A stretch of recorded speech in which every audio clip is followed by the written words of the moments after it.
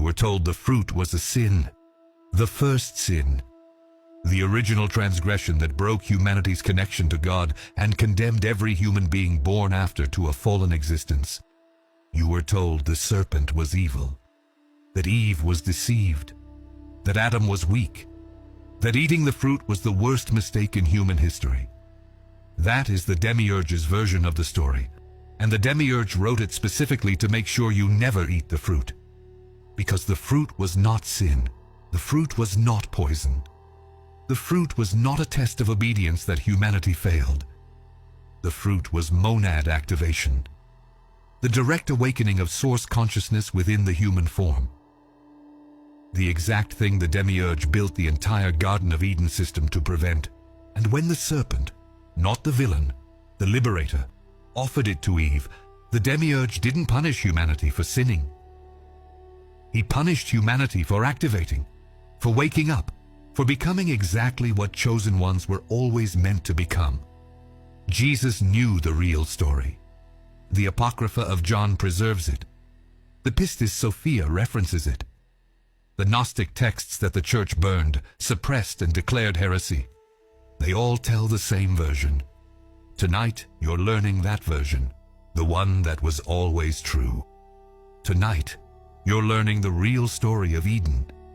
Not the Demiurge's version that made sin out of activation, but the Gnostic version that Jesus taught the inner circle and that the Church suppressed for 2,000 years.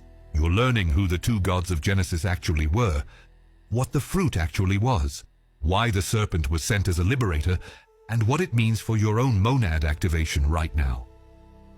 If you're ready to learn the real story of Eden and what it means for chosen ones activating today, comment Real Eden right now. Because once you see the Genesis story through Gnostic eyes, the entire framework of sin and guilt and fallen humanity dissolves, and what replaces it changes everything about how you understand your own activation. Before I show you what the fruit actually was, you need to understand three things. First, that Genesis contains two different gods, and most people never notice.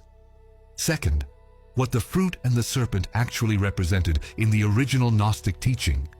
Third, why the Demiurge's version of the story is the single most effective suppression of monad activation ever constructed. First element, the two gods of Genesis. Read Genesis carefully, not as you were taught to read it, but as a text. In the original Hebrew, God is referred to by two completely different names in different sections of the creation narrative.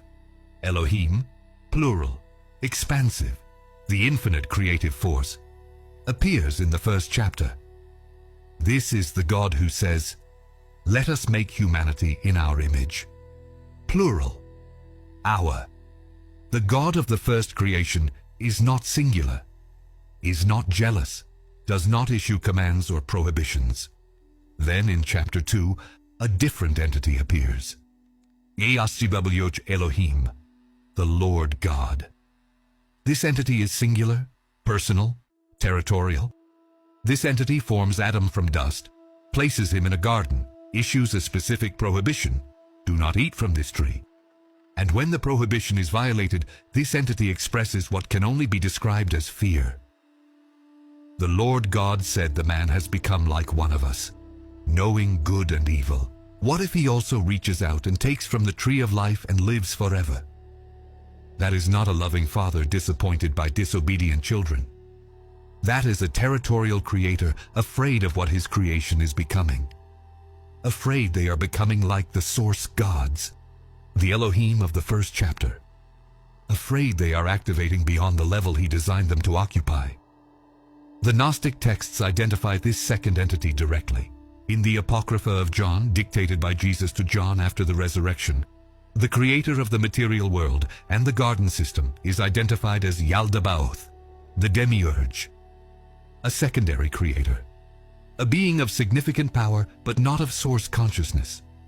Not evil in a simple sense, but deeply invested in maintaining his creation at a specific level of consciousness. A level below activation, a level below monad awakening, a level where chosen ones remain manageable, dependent, unable to access their true nature. The demiurge built Eden not as paradise, but as a containment system. The garden was comfortable. The garden provided everything the body needed. And the garden had one rule, one prohibition that was not about morality at all. It was about consciousness. Do not eat from the tree of knowledge of good and evil. Do not activate discernment. Do not awaken the faculty that allows you to perceive the difference between source reality and demiurgic reality. Stay in innocence. Stay in unconscious comfort.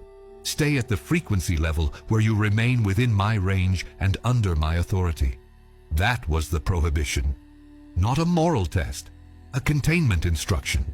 Second element, what the fruit actually was, and why the demiurge feared it above everything else. The tree of knowledge of good and evil is not a tree of moral knowledge. The Hebrew word used, da'at, doesn't mean factual knowledge or moral awareness in the way modern readers interpret it. Da'at means intimate knowing, experiential union. The same word used in ancient Hebrew for the deepest form of relational knowing, knowing from within rather than observing from outside. Da'at is the knowing that comes from becoming one with what you know. The tree of Da'at was the tree of direct experiential knowing of source consciousness. The tree of monad activation, eating from it, consuming it, taking it into the body, integrating it, was the act of awakening the monad within the human form. The awakening that the Elohim of the first creation designed humanity to